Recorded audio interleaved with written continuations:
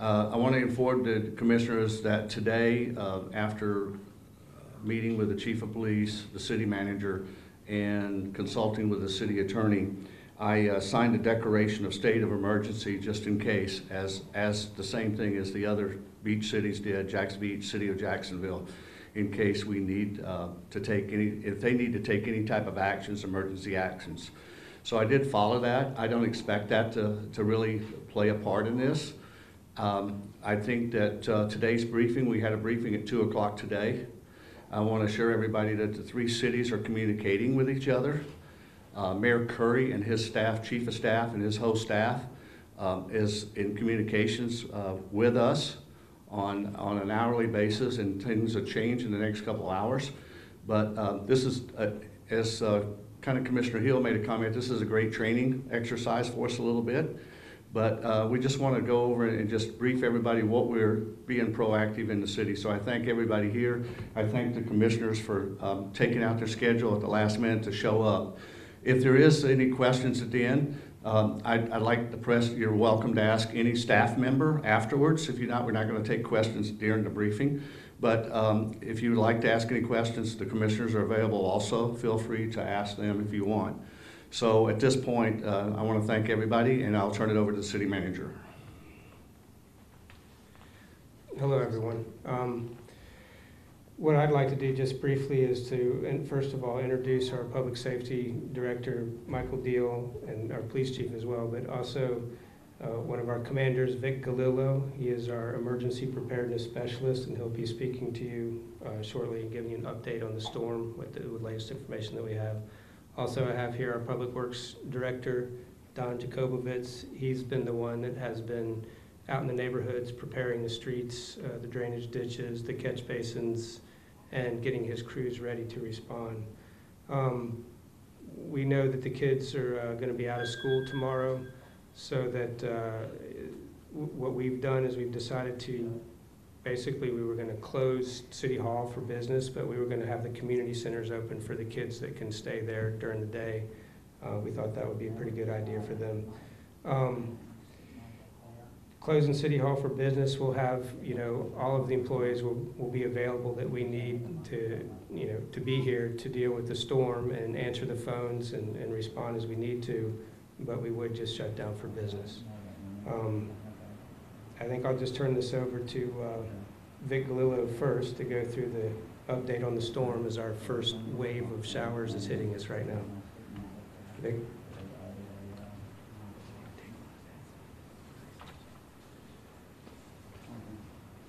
The police department has been attending for the past 2 days, 2 to 3 times a day, updates from the National Weather Service and City of Jacksonville EOC.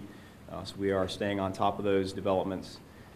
The social media posts we're pushing out as fast as we can. We get those updates from the National Weather Service. We're making those available to our citizens on our social media outlets. For the evening tonight, we'll have extra officers on to deal with whatever rain bands and wind bands that come through. We'll have extra officers on tomorrow morning also. We are staffing the Beaches Complex with a representative from Atlantic Beach. The Beaches Complex has been stood up by the EOC from Jacksonville. The lifeguards for our city will be on duty tomorrow. We have 3 limited lifeguard coverage, but they will be at the main lifeguard station. They will not be manning towers on the beach in the event we need to have them support us. The Jacksonville Beach Police Department has decided to close the beach in Jacksonville Beach. So we are considering the same action based on the storm as it progresses. We may make that decision later on and put that out when we make the decision. Road closures are going to be controlled by the Jacksonville Sheriff's Office and the EOC downtown. We are conversing with them. We do have support from the Sheriff's Office, and we are ready to close bridges if the need arises based upon the storm conditions. Anything else I can answer for the Commission? Thank you very much.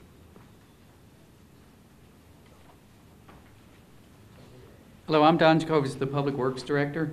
And of course, our personnel in Public Works have been very active the last few days. Of course, we do things that make the storm less of a danger to our residents. we have been actively engaged in cleaning out all the drainage systems throughout the city, making sure there's no floating debris, no debris on the sides of the canals and the ditches and our inlets that could block the drainage from flowing. So we've been doing that. We have personnel out there that are going to spend the night here, ready for anything that hits us. They'll be driving around the city as things occur, as trees go down, as debris blocks any streams or inlets, they'll clean that out. And we have made sure, of course, we're ready. We check everything that we have and make sure it's ready to go. Our vehicles, our equipment like chainsaws, pumps, generators, and we make sure that we're ready to go at any time. As Vic mentioned, the lifeguard stands are not there. We've pulled them off the beach so they don't go floating away and become problems in themselves. It's little things that cause problems for us and our residents. Throughout the city, there are garbage cans everywhere that we have placed in our parks and on the beach. We've gone and picked up as many as we can, and those that we could not bring in, we've tied down so they don't go very far if they get blown away. And one of the things that has been much of a concern here in Atlantic Beach over the last few months is flooding. There are lots of neighborhoods and areas that tend to flood, and we have been in the process in the last few days of going up and down these channels specifically, making sure those are clear, and that anything that we can do to make sure water flows past those neighborhoods, we will make sure that that does. One of the things that affects all of our residents is the garbage collection. We were going to have garbage picked up tomorrow. Our advanced disposal crews were going to do that, and at the last moment, about 4:30, they got a call from the landfill. The landfill is closed tomorrow, so garbage will not be picked up tomorrow, but advanced disposal is planning on being here in force on Saturday, doing regular garbage and storm debris, and anything that they can pick up on Saturday, they will. And another thing that we have done in Public Works, we have made sandbags available at Public Works. Anybody who needs sandbags, we have them there. Just come and see us and we'll give you sandbags. One last area that has been the cause of a lot of concern in Atlantic Beach is our aquatic gardens neighborhood. A lot of residents there were flooded in November when we had a large storm that hit us in a very short amount of time, a very large amount of rainfall. We have done a lot of effort in that area to make sure that that doesn't happen tonight or tomorrow. We've cleaned the channels, we've removed debris, we've worked with Neptune Beach to also make some blockages go away, so that will allow the water to flow past that neighborhood as fast as it can go. We've even pumped down their retention ponds almost 2 feet to give much extra volume, so when the rains come, there'd be volume available in their retention ponds. And that's the major amount. We're out there doing lots of things, so that's the key activities that we're doing. Sir, what's your name? Don Jacobovitz. Okay, I think that what we covered, and we just want to say, we're actually being the staff, I'm very proud of the staff being proactive. We're hoping that none of these measures will need to be taken tonight or tomorrow.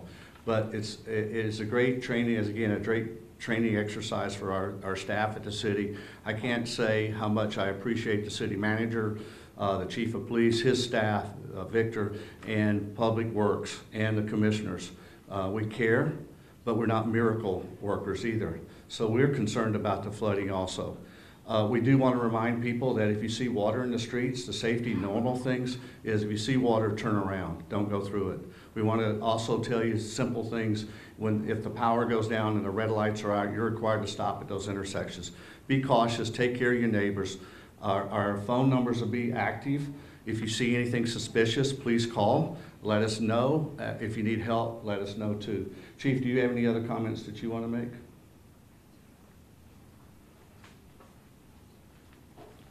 As Commander Gwillow had indicated, we try to update our social media and our websites on a regular basis throughout the day, and we'll continue to do so.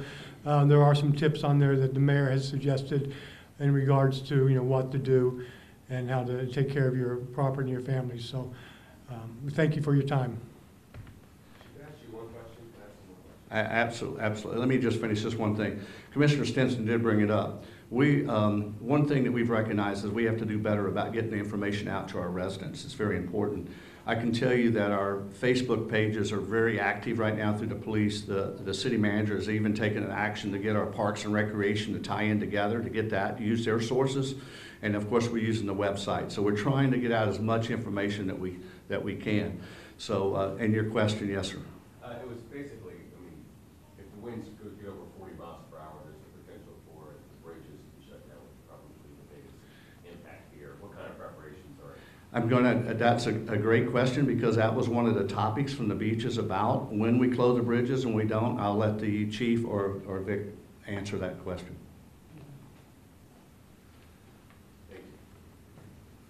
Any bridge closures will be coordinated with the Jacksonville EOC downtown. The limit that we look for is 39 miles per hour for 1 minute sustained. With gusts coming through and different rain bands coming through, that could cause opening and closing of bridges. We're going to monitor that throughout the night and coordinate with the EOC. So if any bridge closures do need to happen, most likely they'll be in the very high bridges, Dames Point, Matthews, Hart, downtown, those types of things. But we are watching that in conjunction with the EOC and getting information in from the weather stations on the bridges. Does that apply for these bridges that cross the intercoastal waterway? Yes, all bridges are applicable for that 39 miles an hour, but generally with those low bridges, we don't see those types of wind speeds as soon as we see them on the higher bridges. Could you share the phone number if they need to call and ask questions? Sure. The main police number is 247-5859 for the police department, and of course, an emergency, please dial 911. All right, thank you, and thank you, commissioners, at the last minute, and the city staff for the last minute, but we wanted to give a briefing so everybody was aware of what was going on. Thank you so much for showing up here tonight. Thank you.